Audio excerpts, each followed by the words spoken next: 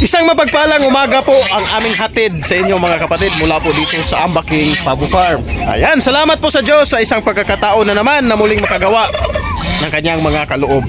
So sa ngayon po mga kapatid, masaya po akong ipabalita sa inyo sa naging karanasan ko po kahapon patungkol po sa litsong pabo na amin pong inihain doon. Ayan, 4 pieces po yon. So may bagong version po ako ng litsong pabo, is yun pong hot and spicy. Good to know. Salamat sa Diyos dahil ayun, yung mga nag-gathered at nakuha ko pong information is mas lalong sumarap at mas gustong gusto nila yung hot and spicy na flavor ng ating litsong pabo. So salamat sa Diyos. Ayan, 4 pieces po yan kahapon mga kapatid. Masarap po sa pakiramdam na ayun, nakita ko po na may mga magagandang feedback po sila na ayos daw.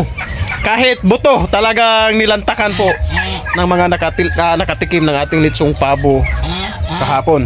So ngayon naman mga kapatid is linggo ngayon. Mayroon po akong delivery na isang piraso na Jersey Buff. Nasaan na yung Jersey Buff na yun? Ayun. Ayun, yung Jersey Buff. Target spot. So, i-deliver po ito mga kapatid mula dito sa Liloan papunta po sa Lapu-Lapu City.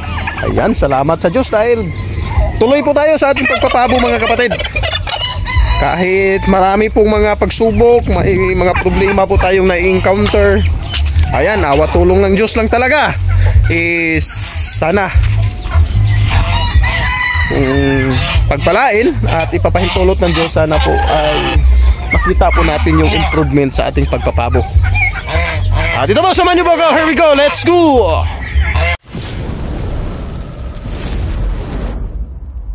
Bali po mga kapatid, binasa ko muna ng konti para mainit kasi yung panahon ngayon eh.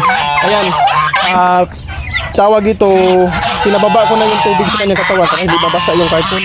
Ready ko na kasi andito na yung rider.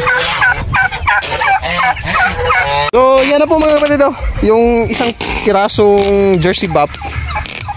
Kunti lang po yung aking nilagyan kasi para hindi siya masyadong magalaw. Kumbaga para lang po siyang nakadapa. Malapit lang naman, Lapu-Lapu City lang yung pagdadalahan. Ibig sabihin ito nasa mga kalahating oras siguro or 40 minutes. So pinabooking po namin sa Maxim.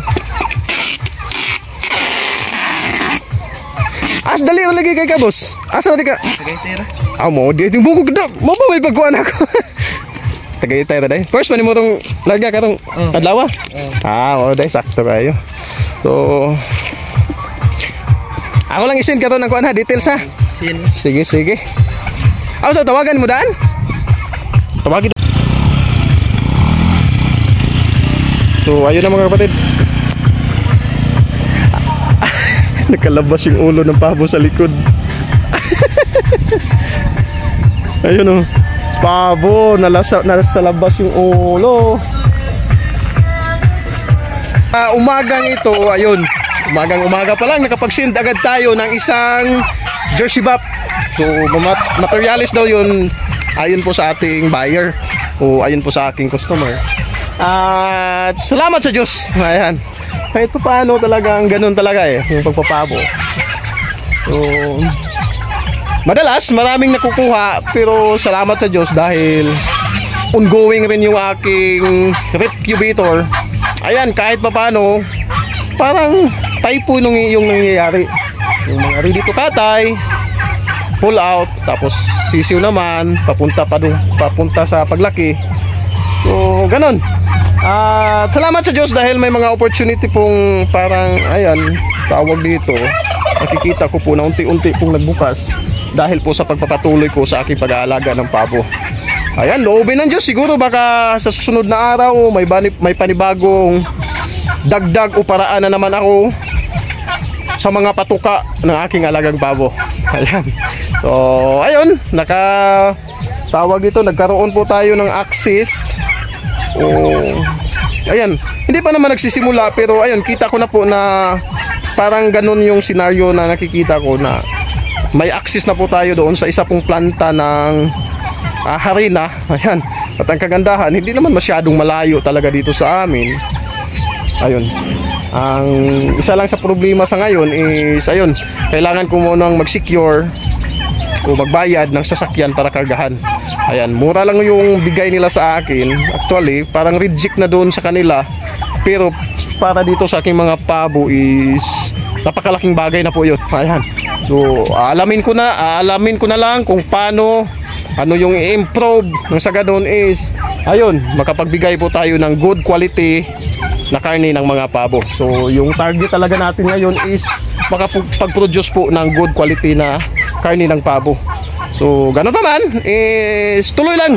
So, may mga hindrance, mga problema, hindi talaga yan naiiwasan eh. Kaakibat na po talaga yan ng ating buhay hanggat andito tayo sa mundong ibabaw. So, nasa sa atin na lamang po kung paano natin i-handle o ano yung mga paraan natin para tuloy ang buhay. So, salamat po sa Diyos mga kapatid. Ayun, baka gusto nyong tumikim. Ayan, ulitin ko po. Maganda po yung feedback ng ating litsong pabo na hot and spicy. Ayan, kahit ako mismo mga kapatid, ayun, yun yung gustong gusto ko. Doon tayo nagsimula sa normal na timpla, pero maganda rin naman yung normal na timpla mga kapatid. Pero kung gusto nyo talaga ng parang extreme yung sarap, ayun, mas masarap yung hot and spicy. So, kaya po, nasa sa inyo na po. Kung may kakayanan po kayong kumain ng maanghang ng kunti, maaari naman kayong mag-request na mild or max talaga. Nasa sa inyo na po. So, i-message nyo lamang po ako mga kapatid kung sakali man wala kayong oras na magluto ng pabo, pero gusto nyong tumikim ng pabo. Ayan, wag po kayong mag-atubili mga kapatid. Ayan, garantisadong bata at hindi makunat yung pabo na ihahain namin sa inyo. So, ayan, ongoing pa rin yung akin palang drill. Yung ikutan ng litsong pabo. Kasi nga, hanggang sa ngayon is manual pa lamang po. So, kumbaga, ako po mismo yung nag-design, gumawa ng aking litsunan ng pabo. Yung parang yung prinsipyo ng litsunan ng manok. Doon, yun po yung ating kukunan ng idea, tapos doon po tayo magdi-design na angkop talaga sa mga pabo. So sana po nakabigay ito ng impormasyon or tawag dito idea doon po sa mga magpapabo. At kung gusto nyo mag-acquire ng mga materials na pang meat type talaga mga kapatid, i-message nyo lamang po ako mga kapatid. Marami po tayong mapagkukunan. At sana nagustuhan at tawag dito, nakabigay ito ng inspiration sa inyo. Hanggang dito na lang mga kapatid. Lagi nyo pong tandaan na ang paggawa ng mabuti ay di nagbubunga ng masama. Salamat po sa Diyos. Pag-ibig!